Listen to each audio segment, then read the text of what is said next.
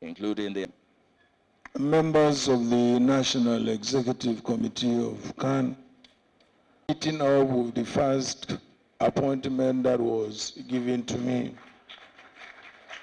It was certainly due to conflicting schedules, but not deliberate.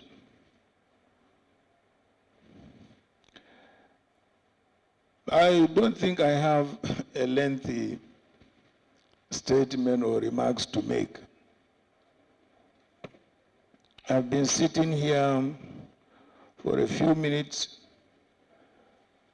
and I have listened to the presentation of the CAN document. I want to say that the CAN document is totally in conformity with my thoughts in a book which I published even when I was a vice president and I had a fundamental disagreement with my president on that book and the policies I advocated in that book. Not only with my president and boss, I had problems. I also had problems with my own constituency, where I come from.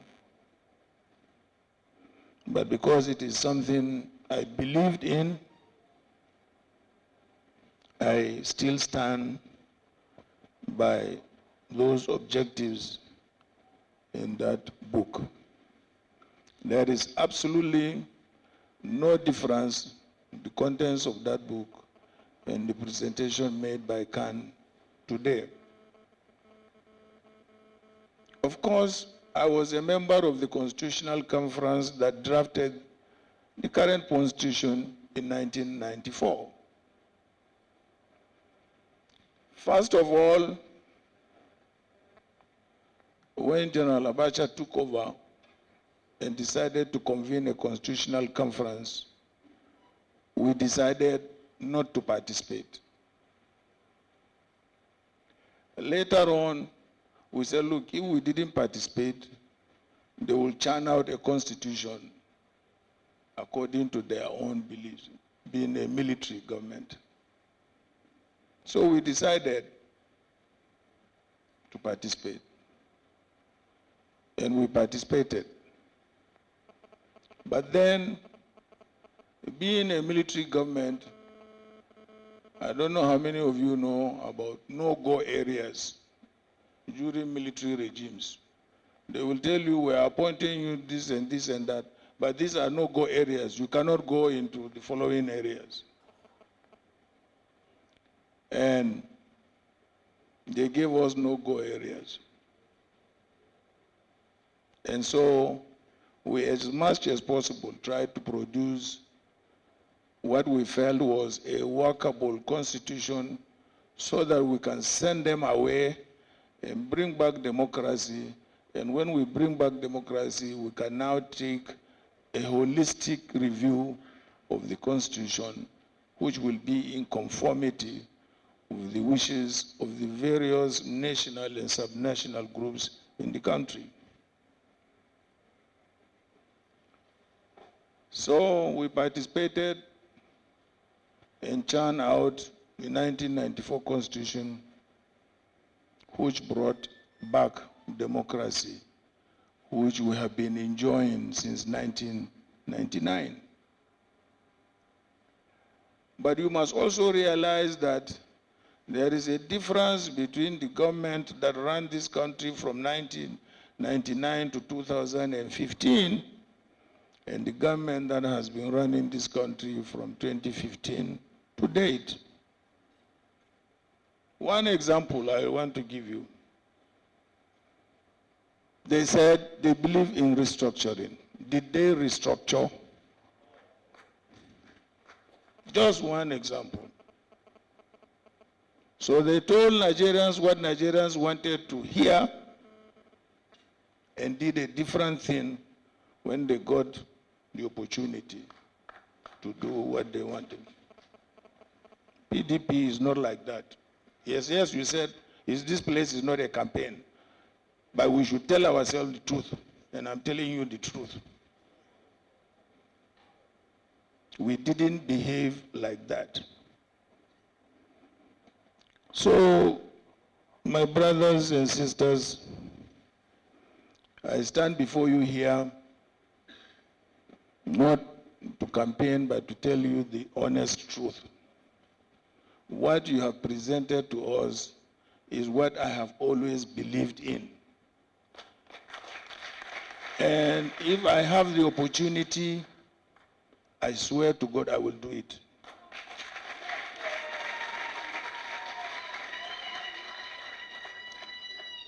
People are talking about resources. Oil did not send me to school. No minerals sent me to school. My parents paid poll tax, cattle tax, radio tax, bicycle tax, Michael stole tax, and several other taxes. These were the taxes that sent me to school from primary up to university free of charge. So if God has given you oil or gold, take your gold, take your oil, but I will tax you for defending Nigeria in foreign policy, in defense, and so on.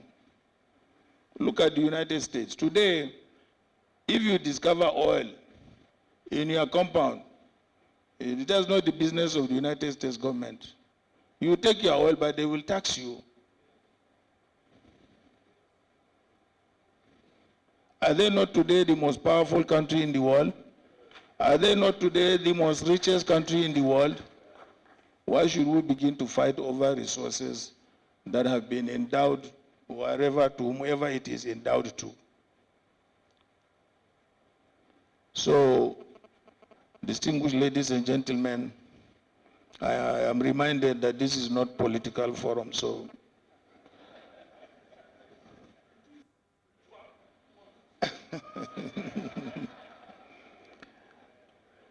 so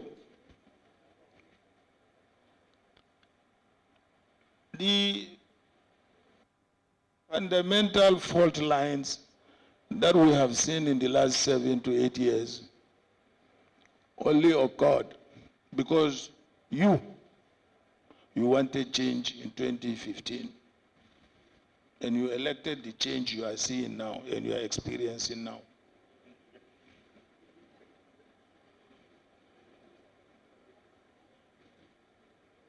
So I thought I should also make that very clear to you.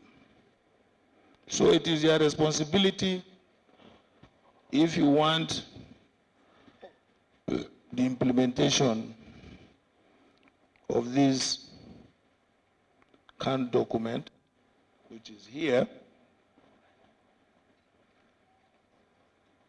the only route is to have another change.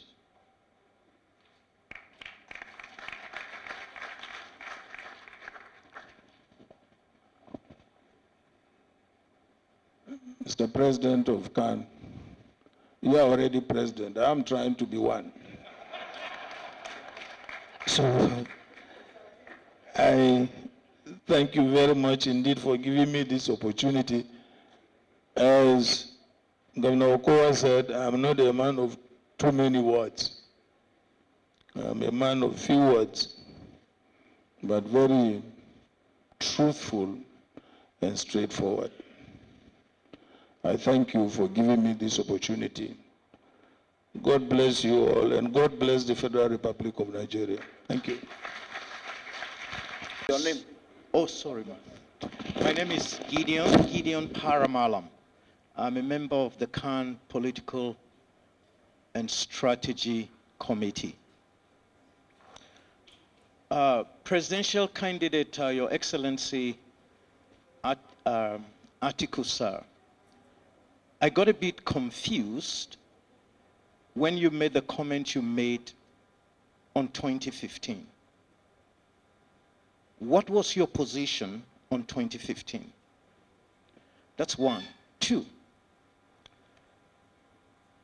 very pertinent to the challenges and the pains of Nigerians is the issue of security. We would love to hear your thoughts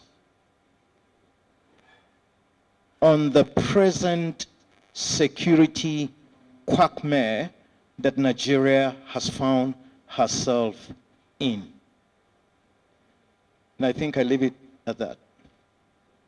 Then borders on what are the methods or the machineries you have put in place to look into the issue of the three arms of government, especially the independence of the judiciary.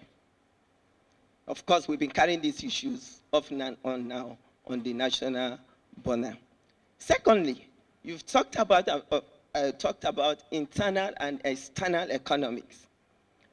What do you have in mind for women to be inclusive in your internal economics, having in mind the inhibitions that borders on women in Nigeria? Thirdly, still on constitutional amendments, what is your take on the rise of an indigene and a citizen as it relates to natural resources, especially with what you have explained, now having derivation from the state to the federal government and not the other way around, and having also in mind the issue of the waterways that is trending the media? Thank you very much, and God bless you. On the agendas that are presented by CAN, I just want to pick only one, which centers on education. And my question is very simple. What are the policies that your government will put in place for the youth of our nation? And as well, second is, what are the things and programs that we have for the youth of our dear country, Nigeria, sequel to the unemployment that we are facing in Nigeria presently? You can see that our youth are littered, are scattered everywhere, begging for empowerment and for education. Thank you so much, sir. If I have the opportunity, one is to increase the size of the federal police dramatically and immediately. Train, equip, because that's the only practical way of dealing with it before you go to constitutional reform. When, let's say, you bring 500,000 unemployed young men into the police, train them well, equip them well, that is bound to have an impact as far as the security atmosphere is concerned. Then you go to the constitutional amendment, because you cannot have state police unless you have a constitutional amendment. So we will go into a constitutional amendment where we will have different levels of police. If they like state police, if they like local government police, if they like city police, whatever they like. And then we believe with that, in the United States, you have about 3-4 levels of police in some states. So these are our plans to deal with the security challenges now facing our country. For sure, we need a judicial amendment as far as our judiciary is concerned. First of all, there is very, very poor wages for the judges, very poor working conditions. But again, The judiciary has levels. You have the federal judiciary, you have the state judiciary. So, but we will attempt as much as possible to have a judicial reform that will improve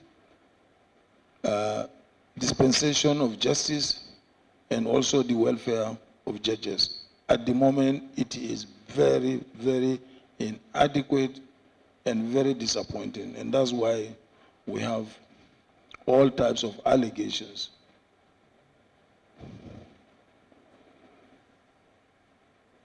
On the issue of women, what we have currently are international conventions which we have signed onto, and that is the Beijing Conference. We in the PDP have implemented the Beijing Conference, and we have even, in some cases, gone more than that. But the government you have brought in since 2015 has gone back on the Beijing Conference. And so that's why you find yourselves where you find yourselves today. I am a supporter of the removal of the clause or provision of indigenship in our Constitution. Once you reside in any part of this country and you pay your taxes, you should be entitled to indigenship. In fact, I don't want to hear this indigenship self. I don't want to hear the word. But I know so many other sub-nationalities are also opposed to it. But then the majority will have their say, or will have their way, and the minorities will have their say when it comes to constitutional amendments. Education and funding, youth unemployment.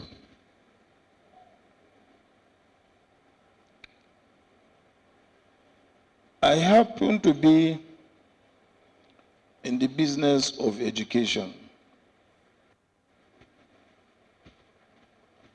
I have schools from kindergarten up to university. But what I have made, or measures I have made to make my graduates employable, whether by people who want to employ them or by themselves, was to make sure that in whatever course you do, you take entrepreneurship. I brought a whole professor of entrepreneurship from the United States to build that school. So today, more than 60% of our graduates are employers of labor. They are not applicants. We need to look at our educational system to see what kind of graduates do we want to produce. I want to give you a small example. One day I was going around the lab, science labs in my university. Then I met a lab technician. He said, "From where are you?" He said, "He's from the Southwest." I said, "Which university did you go?" He said, "He went to University of Ibadan." I said, "And you are a lab assistant?" He said, "Yes, I have not seen lab throughout my university course." Can you imagine that? So it all depends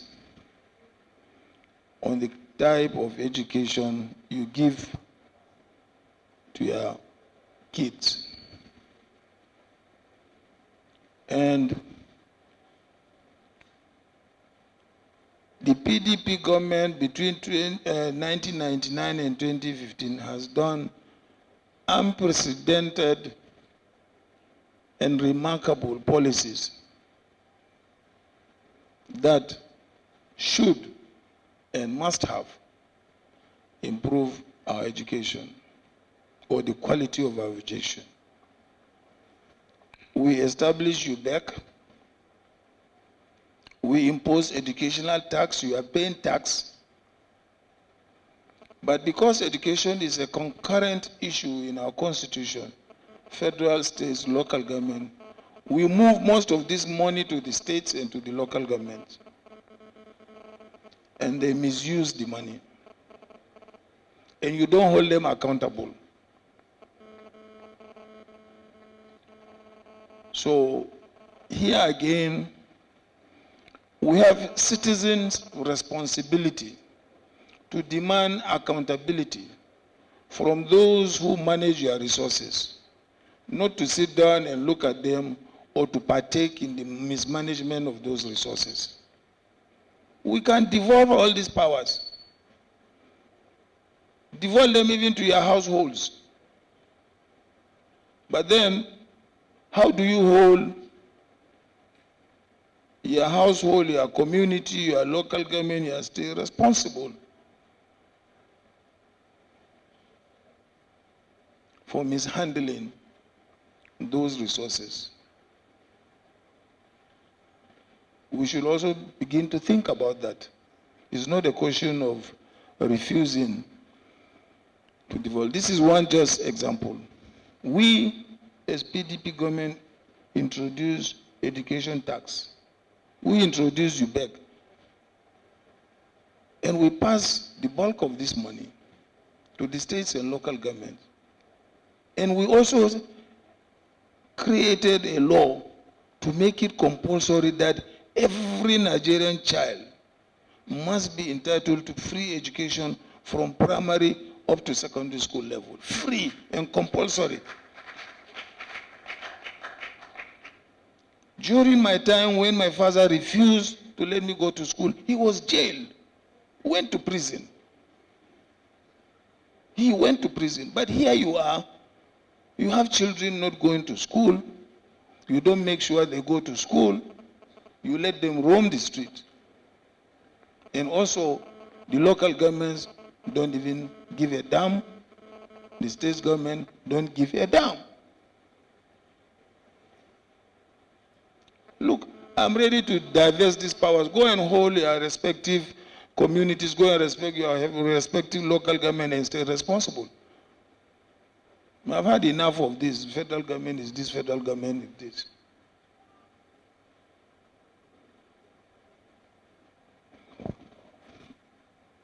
I think I covered the questions. Doctor, thank you very much. Excellency.